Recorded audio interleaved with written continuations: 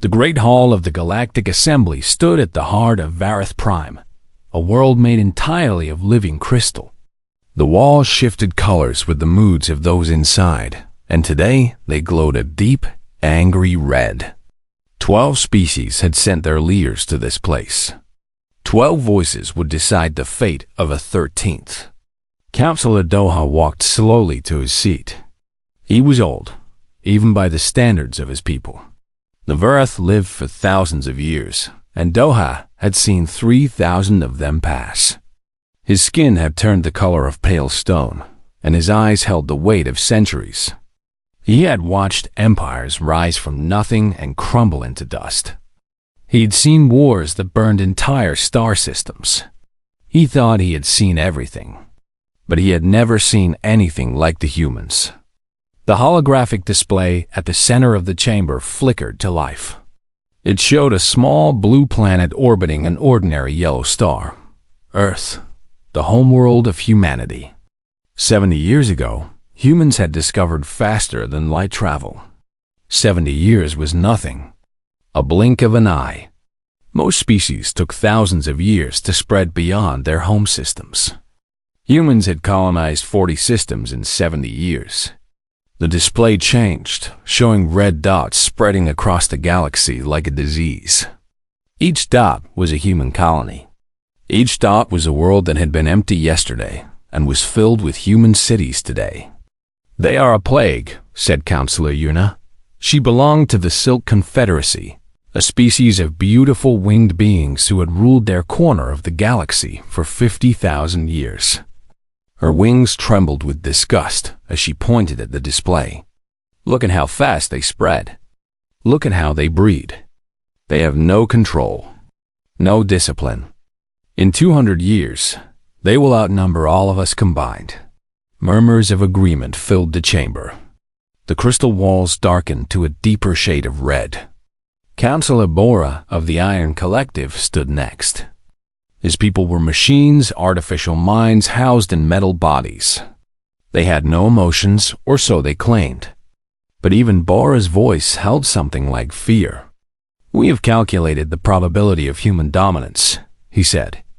"If current growth rates continue, humans will control 60% of known space within 3 centuries. This is not acceptable." "They are aggressive," added Councillor Minho of the Deep Kingdoms. His species lived in the crushing depths of ocean worlds, and his voice bubbled through a translator device. "They fight constantly, among themselves, against nature, against everything. They cannot help it. Violence is in their blood." One by one, the councillors spoke. They shared their fears and their anger. They talked about human unpredictability, human stubbornness, human madness. They showed images of human wars, human weapons, human destruction. Doha listened to all of it in silence. He had studied the humans more carefully than any of his colleagues. He had spent decades watching their broadcasts, reading their literature, learning their histories. He knew things about them that the others did not understand. Yes, humans were violent. They had fought terrible wars among themselves. They had nearly destroyed their own planet more than once. But they had also done something remarkable. They had survived. Every time they stood at the edge of extinction, they pulled themselves back. Every time they fell, they got up again. They were not a species that gave up. And there was something else. Something that worried Doha more than anything. Humans formed bonds. They bonded with each other, of course. Families, friendships, nations. But they also bonded with other species. They kept animals as companions, treating them like family members. They formed emotional connections with machines, with plants, with anything that showed even a hint of personality.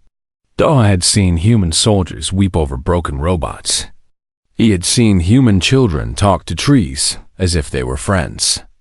This was not weakness. This was humanity's greatest strength. Humans could turn enemies into allies. They could make anyone feel like family. And once a human decided you were family, they would die to protect you, or kill to avenge you. Doha opened his mouth to speak, to share what he had learned. But the Counselor Yuna cut him off. "We have talked enough," she said. "The humans are a threat to everything we have built. If we wait, they will only grow stronger. We must act now, while we still can." "What do you propose?" asked Counselor Bora. Yuna's wings spread wide. In her species, this was a sign of absolute certainty. "War," she said. "A preemptive strike. We combine our fleets and destroy their military capability before they can threaten us. We contain them to their home system. We put them in a cage where they belong." The chamber erupted in noise. Some counselors shouted their approval. Others raised objections. But the objections were weak and the approval was strong. Doha finally stood. The chamber fell silent. When a 3,000-year-old counselor wanted to speak, others listened. "I have studied the humans," Doha said. His voice was calm, but his heart beat fast inside his chest. "They are everything you say they are. Violent, unpredictable, fast-breeding, aggressive." Yuna nodded, pleased. "But they are also something else," Doha continued. "They are survivors. They have faced extinction many times and won every time. They have fought wars among themselves that would have destroyed any other species. And they are still here." He looked around the chamber, meeting the eyes of each counselor in turn. "If we attack them, we will not be starting a war. We will be starting a fight for survival.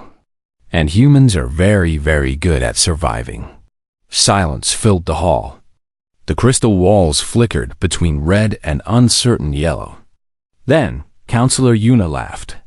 "You are old, Doha," she said. "Your fear has made you weak. The humans are primitives. They have only been in space for 70 years. We have been here for thousands.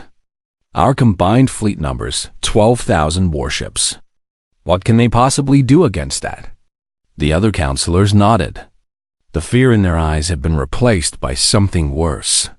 Confidence. Doha sat down. He had said what he needed to say. He could do nothing more. "Let us vote," said Yuna. "All in favor of military action against Earth?" 11 hands rose into the air. 11 voices said yes. Doha kept his hand down. He kept his mouth shut. He was a coward. He knew it. He should have argued harder. He should have demanded they listen. But he was old and tired, and he told himself that one voice would not change anything. "The motion passes," Counselor Bora announced. 11-1. The Galactic Assembly will mobilize for war against humanity. The crystal walls of the chamber blazed bright red, celebrating the decision. Doha looked at that color and saw something different. He saw blood. He saw fire. He saw the end of everything he had known. He thought about the humans, going about their lives on their little blue planet, unaware of the storm coming their way. He thought about their children, their families, their dreams for the future. And he thought about what they would do when they learned that the galaxy had voted to destroy them. Humans did not start wars they could not finish. The other counselors were already leaving, talking excitedly about fleet movements and battle strategies. They were already dividing up human space, deciding which species would get which colonies. Doha remained in his seat, alone in the great hall. The crystal walls slowly faded from red to a cold, empty blue. He was the oldest member of the council. He had seen empires rise and fall. He had always survived because he knew when to be afraid. And right now, Counselor Doha was more afraid than he had ever been in 3,000 years. The combined fleet of the Galactic Assembly arrived at the edge of human space on a Tuesday. Admiral Tayo of the Vareth Dominion stood on the bridge of his flagship and looked at the display screens with pride. 12,000 warships stretched out behind him, representing the military might of 11 species. It was the largest fleet ever assembled in galactic history. Against them stood one small species that had only discovered space travel 70 years ago. Taiho allowed himself a small smile. This would not be a war. It would be a demonstration. The human system lay before them. 8 planets orbited their yellow sun. The third planet was Earth, the human homeworld. Taiho could see the blue and green marble on his screen, surrounded by a thin shell of satellites and space stations. So fragile, he thought. So easy to break. Admiral, his communications officer said, "We are receiving a transmission from the humans. Put it through." A face appeared on the main screen. It was a human female. She had black hair pulled back tight against her head, and her eyes were calm and steady. She wore a dark uniform with a symbol on her shoulder that Taiho did not recognize. "This is Commander Jiwon Park of the United Earth Defense Force," she said. "You have entered sovereign human space without permission. Please identify yourselves and state your intentions." Taiho laughed. He could not help it. This tiny creature speaking to him as if she had any power at all. "I am Admiral Taiho of the Galactic Assembly Combined Fleet," he said. "We are here to accept your surrender. You will disarm immediately and withdraw to your home planet. Your colonies will be placed under our control. If you refuse, we will use force." The human woman did not blink. She did not look afraid. She simply nodded, as if Taiho had told her something she already knew. "I see," she said. "The Galactic Assembly has chosen war. We have chosen peace," Taiho corrected. "Peace under our terms. You are too dangerous to be allowed to spread further. Surely you understand this." "I understand many things, Admiral." Commander Park's voice was quiet, almost gentle. "I understand that your fleet has 12,000 ships. I understand that you have weapons capable of destroying planets. I understand that you believe you are strong." She leaned forward slightly. "But I also understand something you do not. Humans have been fighting wars since before your species learned to walk upright. We have fought each other. We have fought nature. We have fought extinction itself. And we are still here." Taiho felt a flicker of unease. He pushed it away. "Pretty words," he said. "But words cannot stop plasma cannons." "No," Commander Park agreed. "They cannot." Her image disappeared from the screen. For a moment, nothing happened. The fleet hung in space, waiting. Taiho opened his mouth to give the order to advance. Then the lights went out. Every light on the bridge died at once. The display screens went black. The hum of the engines faded to silence. Emergency lights flickered on, casting everything in a dim red glow. "What is happening?" Taiho demanded. His officers scrambled at their stations, pressing buttons that did nothing. "Sir, we have lost all primary systems," someone reported. "Navigation is down. Weapons are offline. Life support is running on backup power only. That is impossible. Our systems are protected by quantum encryption. Nobody can hack them." "Sir, it is not just us. We are receiving emergency signals from across the entire fleet. Every ship has lost power." Taiho felt his blood run cold. 12,000 ships, all disabled at the same moment. In 70 years of space travel, the humans had learned to hack quantum encrypted systems in real time. The Galactic Assembly had spent 10,000 years developing that encryption. The humans had broken it in seconds. The main screen flickered back to life. Commander Park's face appeared again. "That was a warning," she said. "Your ships are helpless. Your weapons do not work. Your shields are down. We could destroy you all right now, and there is nothing you could do to stop us." She paused. "But we are not going to do that. We are going to give you a chance. Turn your fleet around. Go home. Tell your council that Earth does not want war. Tell them that we are willing to talk. Tell them that we can be friends or enemies, and we would prefer to be friends." Her eyes hardened. "But also tell them this. If you attack us, we will not just defend ourselves. We will end you. Not your fleet. Not your military. You. Every species that votes for war against humanity will face consequences that will last for generations." The screen went dark again. Admiral Taiho stood in the dim red light, surrounded by the dead silence of his crippled flagship. He thought about what the human had said. He thought about the 12,000 ships floating helplessly around him.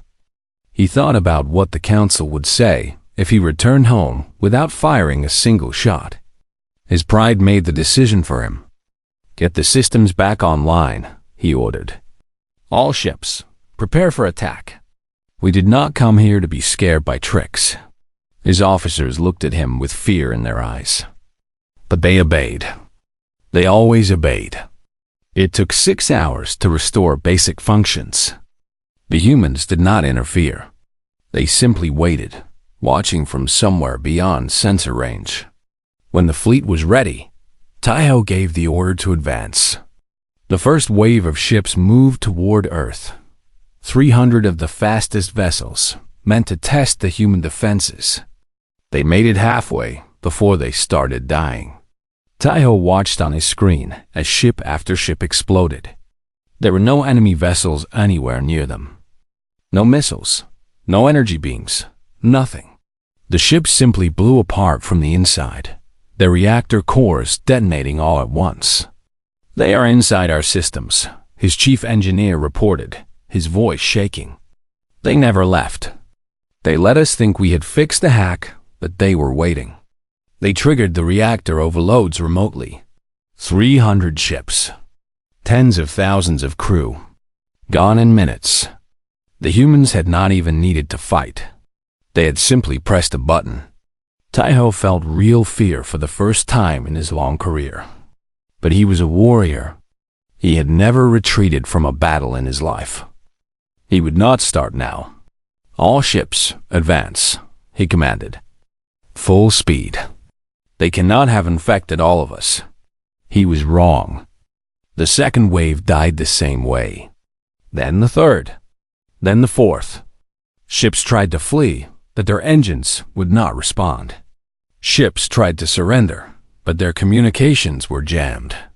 The humans killed without mercy, without hesitation, without giving anyone a chance to escape. But they only killed warships. The supply vessels, the medical frigates, the support craft, all of them were left untouched. The humans were sending a message.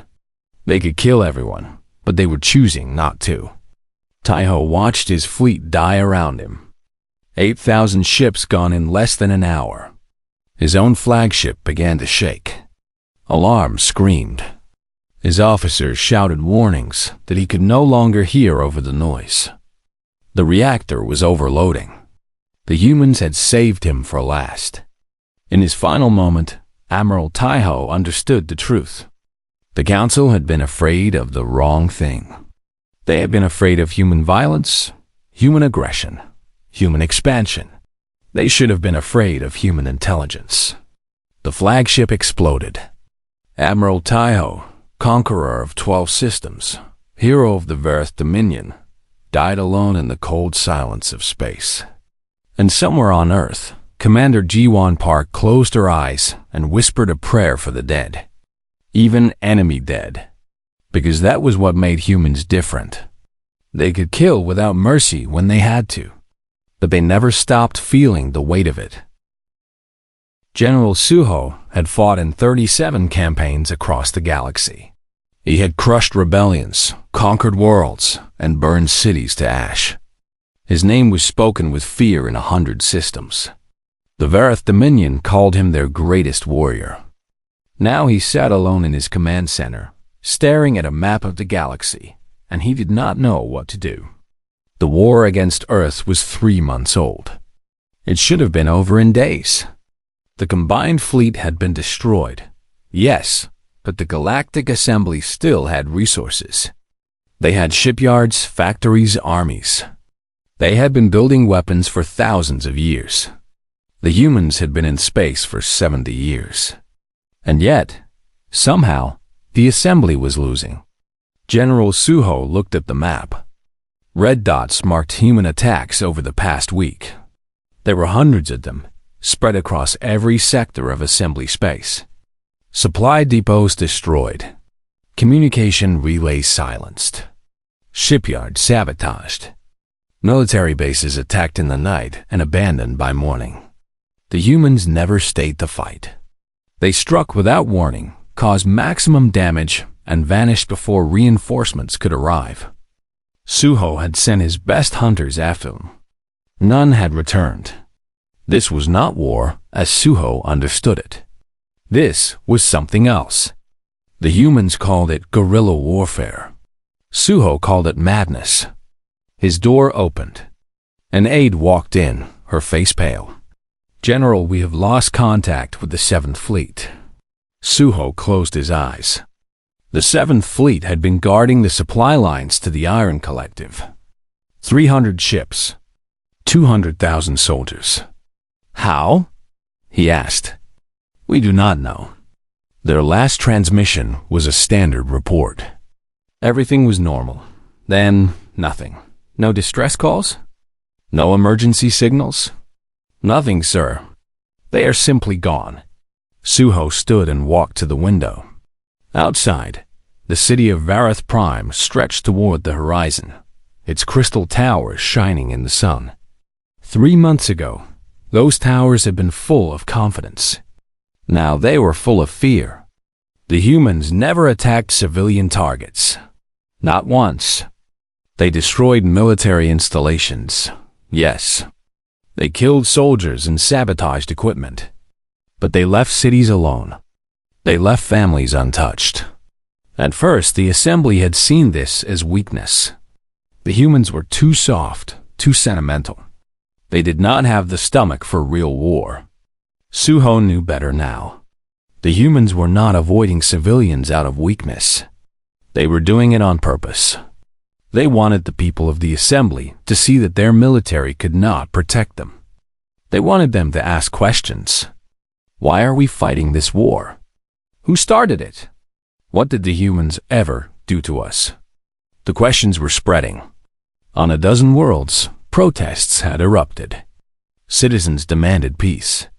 Politicians called for negotiations. The Galactic Assembly, which had been united in its hatred of humanity, was beginning to crack. Suho returned to his desk and pulled up the human history files. He had been studying them obsessively for weeks, trying to understand how such a young species could be so dangerous.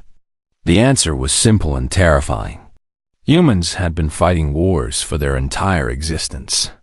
They had fought with sticks and stones. They had fought with swords and arrows. They had fought with guns and bombs and weapons that could destroy entire cities. They had nearly killed themselves a dozen times over. But they had never stopped learning. Every war taught them something new. Every defeat made them stronger. Every enemy, no matter how powerful, eventually fell before them. Not because humans were stronger or smarter, but because humans never gave up. Suho read about a human war called Vietnam. A tiny nation had fought against the most powerful military on Earth. By every measure, they should have lost. They were outgunned, outmanned, outspent. But they had won anyway, because they refused to stop fighting until their enemy gave up and went home. That was what the humans were doing now. They were not trying to defeat the assembly in battle. They were trying to make the assembly tired. They were trying to make the war so expensive, so painful, so endless, that the assembly would eventually decide it was not worth fighting.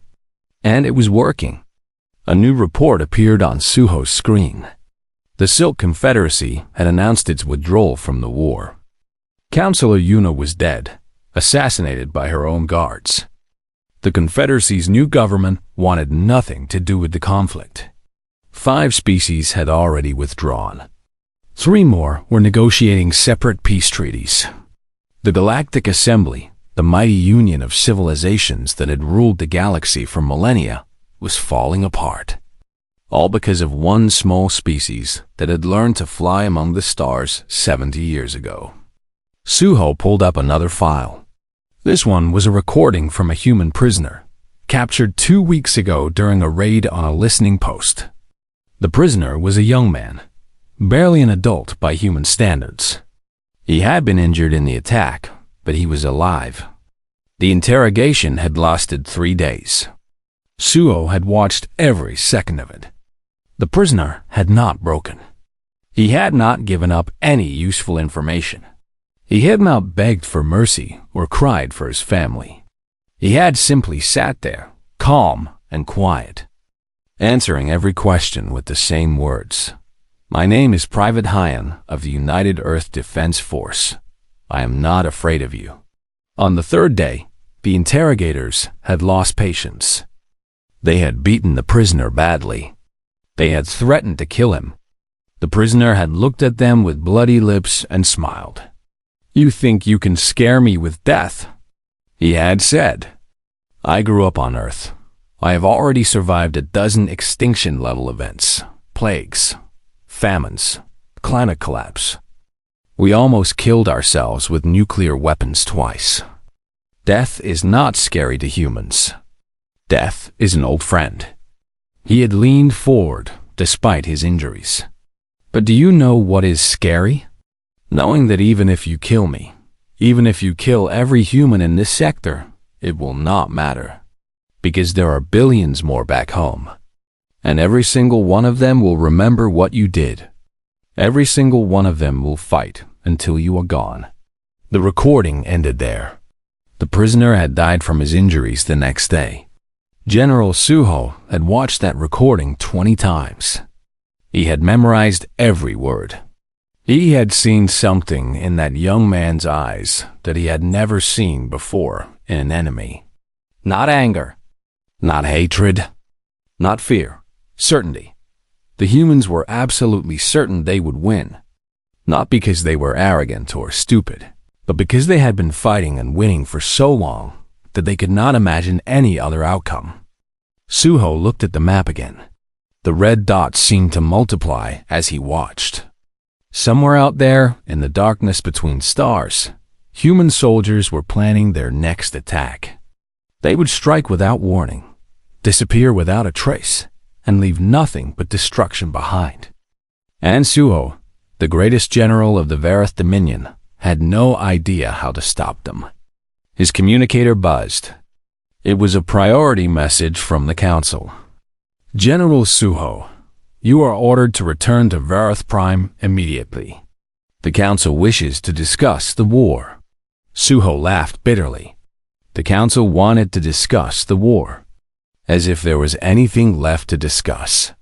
As if talking could somehow undo the disaster they had created. He stood and gathered his things. Outside his window, the sun was setting over the crystal towers. The light made them glow like fire. Suho thought about Private Hyan dying in a cold cell far from home. He thought about the young man's smile, the certainty in his eyes. For the first time in his long career, General Suho understood what it meant to fight an enemy who was not afraid of death. And for the first time in his life, he was afraid. The crystal towers of Vareth Prime were burning. Council Adoha stood at the window of his estate and watched the city he had known for 3,000 years tear itself apart. The flames reflected in the crystal walls, creating a terrible beauty. Explosions echoed in the distance. Screams rose from the streets below. This was not a human attack. This was something worse. The people of Vareth Prime had risen against their own government. After a year of war, after watching their fleets destroyed and their armies scattered, after seeing their allies abandon them one by one, the citizens had finally had enough. They wanted peace. And when the council refused to give it to them, they decided to take it by force. Doha had been expecting this for months. He had seen the signs. The food shortages caused by disrupted supply lines. The families mourning sons and daughters who would never come home. The growing anger in the streets, the whispers of revolution, the hatred in people's eyes when they looked at the council building. The other councillors had ignored the warnings. They had been too busy blaming each other for the disaster. Now they were dead. Councillor Yuna had been the first to go, assassinated by her own guards 3 months ago. After that, the dominoes had fallen quickly. The representatives of the Silk Confederacy, the Iron Collective, the Deep Kingdoms, all of them had been killed by their own people. Some were executed publicly. Others simply disappeared in the night. Doha was the last one left, the only surviving member of the council that had voted for war against Earth. He wondered why he was still alive. Perhaps because he had voted against the war. Perhaps because he had kept his mouth shut while the others destroyed everything. Perhaps it was simply luck. It did not matter now. The revolution would find him eventually. The angry crowds would break down his doors and drag him into the streets. They would not care that he had voted against the war. They would only see a councillor, a symbol of everything they hated. A soft chime interrupted his thoughts. Someone was at the main entrance of his estate. Doha frowned. His guards had fled hours ago. His servants had gone with them. Who would be visiting him now in the middle of a civil war? He walked slowly through the empty halls of his home. The crystal walls still glowed with their gentle light, untouched by the chaos outside. 3,000 years of memories lived in these walls. He had raised children here, buried friends here, watched civilizations rise and fall from these windows. He reached the main entrance and opened the door. A human woman stood on his doorstep. She was small, even by human standards. Her hair was gray with age, and her face was lined with wrinkles. She wore a simple dark suit with no weapons visible. Behind her, a human shuttle sat in the courtyard, its engines still warm. "Councillor Doha," the woman said. She bowed slightly, a gesture of respect that surprised him. "My name is Yunji Kang. I am the ambassador of Earth. May I come in?" Doha stared at her for a long moment. A human ambassador. Here, in the middle of a war that humans were winning. Walking alone into enemy territory without guards or weapons. Either this woman was very brave or very foolish. Or perhaps she knew something that Doha did not. "Please," he said, stepping aside. "Enter." He led her to his sitting room. The walls here showed images of distant galaxies, recorded during his long life of travel. The ambassador looked at them with genuine interest as she sat down. "You have seen many things," she said. 3,000 years of things, Doha agreed. "And yet I have never seen anything like what is happening now." He sat across from her, studying her face. Human expressions were difficult to read, but he thought he saw something like sympathy in her eyes. "Why are you here, Ambassador?" "Your people have won. My government is falling apart. My species is destroying itself. What more could you possibly want?" Ambassador Kang reached into her bag and pulled out a small container. She opened it and began to pour a dark liquid into 2 cups. "Tea," she explained. "A human tradition. When we meet to discuss important matters, we share tea. It is a sign of respect." She pushed 1 cup toward Doha. He looked at it suspiciously. "It is not poisoned," the ambassador said with a small smile. "If we wanted you dead, there are easier ways." Doha picked up the cup. The liquid was warm, and it smelled of flowers and earth.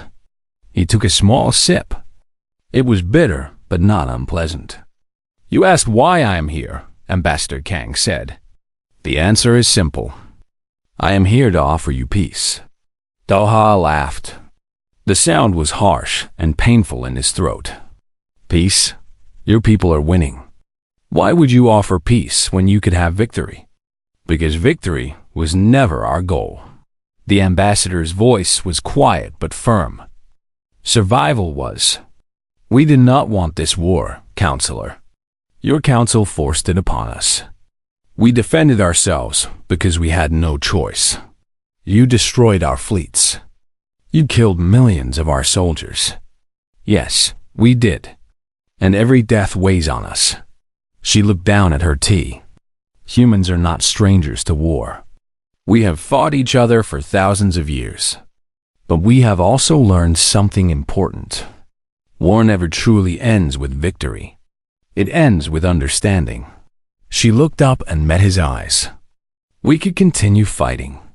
We could push into your territory, destroy your cities, break your civilization into pieces.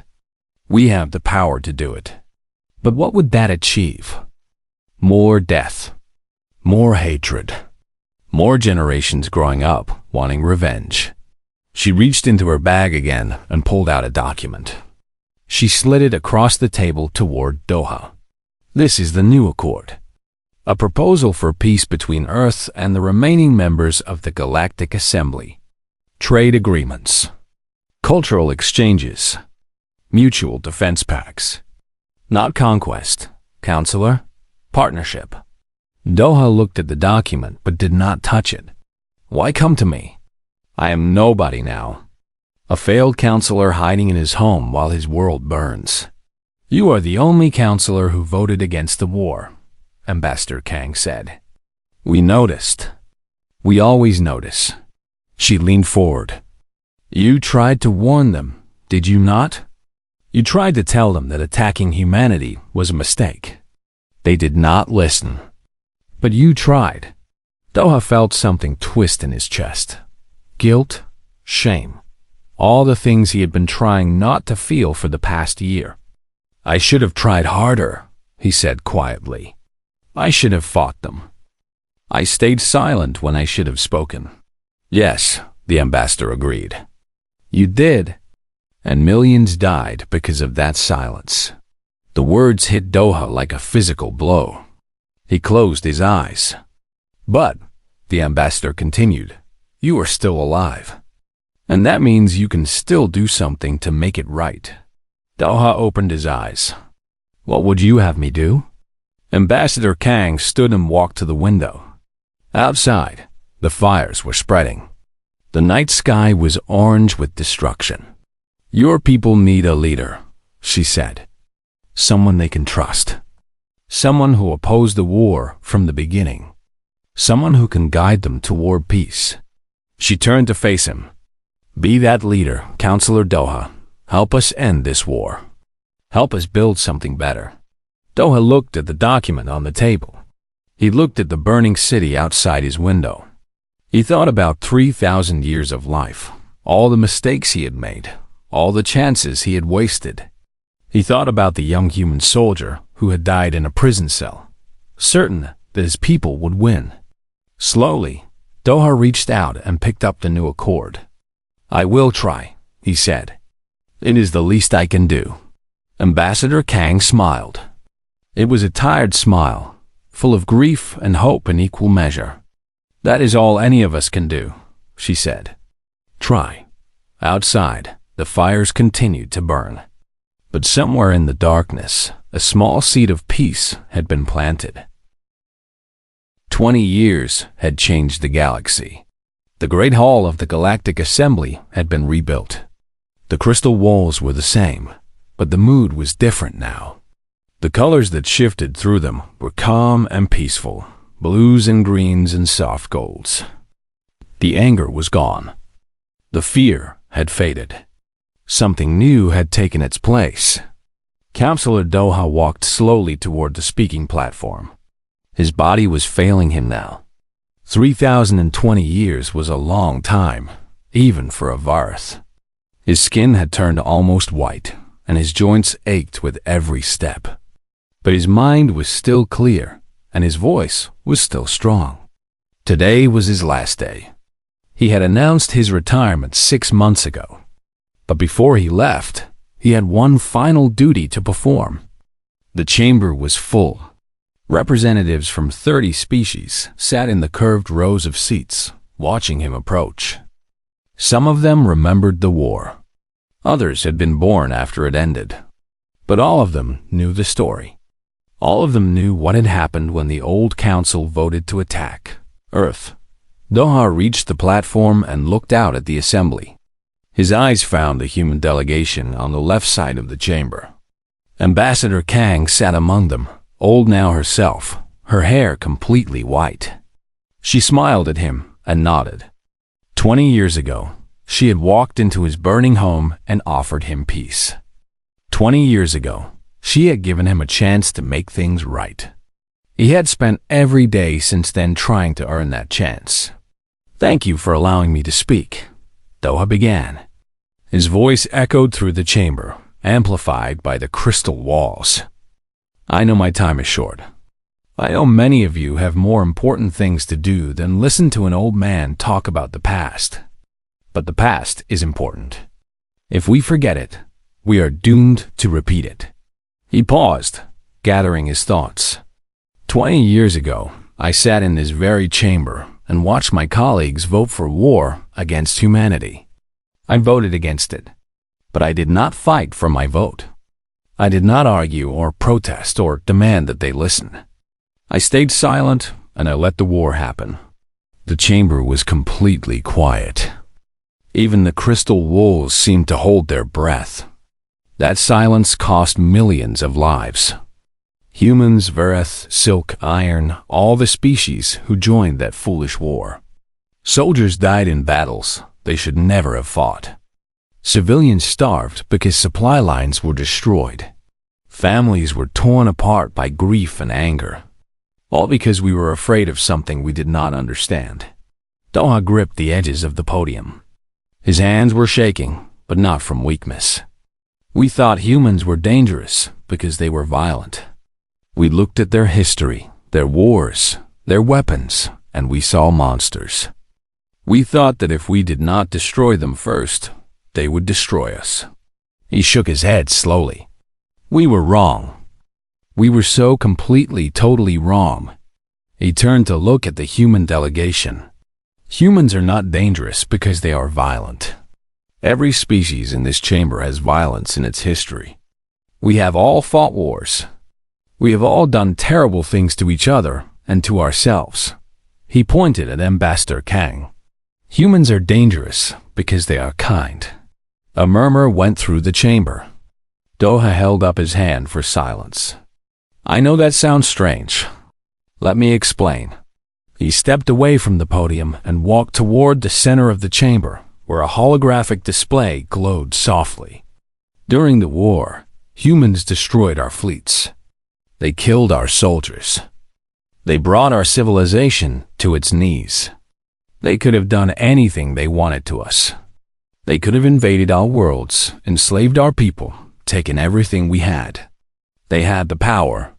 He touched the display, and it showed images from the war. Burning ships, ruined bases, empty battlefields. But they did not do any of those things. They never attacked a single civilian target. They never bombed a city or poisoned a water supply or killed anyone who was not directly trying to kill them. Even when we gave them every reason to hate us, they refused to become monsters. The display changed, showing images from after the war. Human doctors treating wounded Verith soldiers. Human ships delivering food to starving colonies. Human diplomats sitting down with former enemies to discuss peace.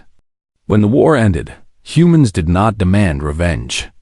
They did not ask for territory or tribute or slaves. They asked for one thing only, understanding. Doha turned back to face the assembly.